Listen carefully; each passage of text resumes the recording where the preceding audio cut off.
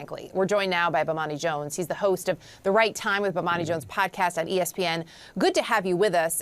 Look, there's a lot of talk about the reaction to not only emails, but his apology, which I'm going to put in quotes, quite honestly. I think for a lot of people, too, though, is this pulling back the curtain on a culture that is, still very much at play today within the NFL? Well, I mean, I think the latter is entirely possible, and I think that's the part that is most interesting is that, look, there were 650,000 emails. Is Jon Gruden the person who said the most salacious thing in all those emails? That's probably not going to be the case. Now, what if that becomes public becomes interesting because this is an NFL investigation, and you have reason to believe the NFL is the one who made sure that we knew these things about Jon Gruden. But yeah, when we start talking about what the culture of football is, I think what is interesting is just the level of comfort that Gruden had with using those terms. But he sent them to his buddy who was a general manager for Washington. And since he sends that across there, then it gets caught into this dragnet. He's on this email also with the CEO of a couple of companies that are there. Everything else is that there is a remarkable level of comfort in all these people with this language. And by the way, also with sending images of topless cheerleaders, which is its own sort of problematic. That, I mean, if we find out everything that is in this treasure trove of emails, it could, in fact, be a reckoning for the NFL. It's just a matter of how much we're ultimately going to find out.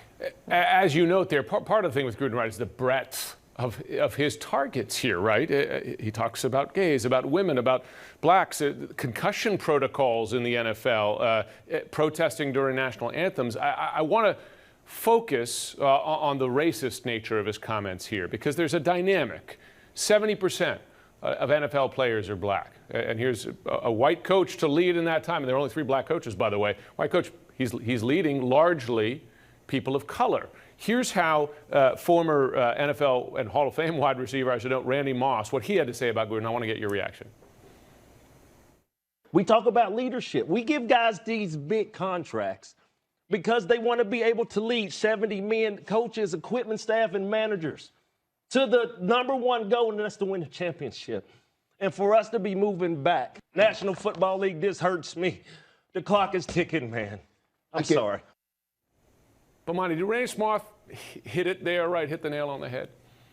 I think he did, particularly for himself. Now, I do not know Randy personally, but if you know his history, you know that when he was in high school, he had a situation with a fight that took place in school. He went from being basically the biggest star in West Virginia to being a pariah. And I've always imagined that in that time, he probably learned that a lot of white people that thought that he was the bee's knees when he was catching that football. And now all of a sudden he wasn't going to the University of West Virginia and he wasn't playing for his high school. I imagine he heard a lot of things from a lot of people that he thought were cool in the first place. And I think that's what's happening with Jon Gruden for a lot of people is they did not think he was that guy. And there's sort of a particular pain that comes from a person in the position of someone who's oppressed in this society when you find out that somebody that was in their ruling class that you thought might have been all right actually might have been all wrong. And I think that that's kind of the emotion I imagine that comes through when Randy Moss says that. And I imagine that for a lot of people, when you see like Tim Brown and Charles Woodson had gotten on TV defending Jon Gruden, I imagine they did because their opinion of him was so high to begin with. What do you think about the dude now that you see all of this? And when confronted with it, he's just kind of like, all right, I'm going to quit my job. Sorry. Didn't mean to hurt anybody. I mean, what do you think about a guy like that now? I mean, that's the thing, right? This is the private that was happening. Well, he still had a very public-facing role and clearly knew not to say those things on an open mic, right? I mean, so that's what it comes to, too. Who is the real person here, right? And who is the person that you're seeing?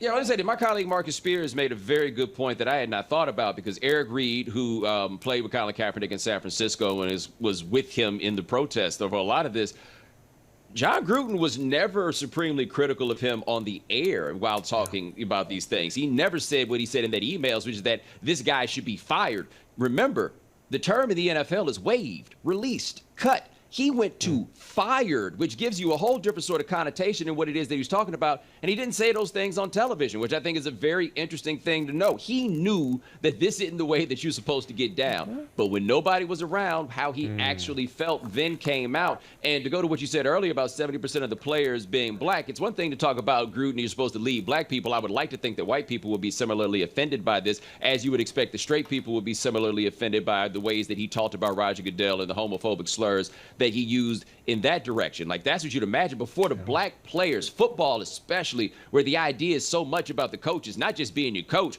but almost being this borderline paternal figure that you don't just work for, but you almost look up to. And then you find out if he's talking about DeMaurice Smith like that, it's reasonable to assume he'll talk about you like that if he gets mad at you, which means that's how he felt in the first place. And I think that's got to be tough on a very human level for a lot of these guys, especially the younger ones who didn't grow up probably nearly as cynical about race as people who are my age and older did. Yeah. Wow, that's a great point. I got to imagine. Bomani Jones, so good to have you on. Thanks so much. All right, thank you.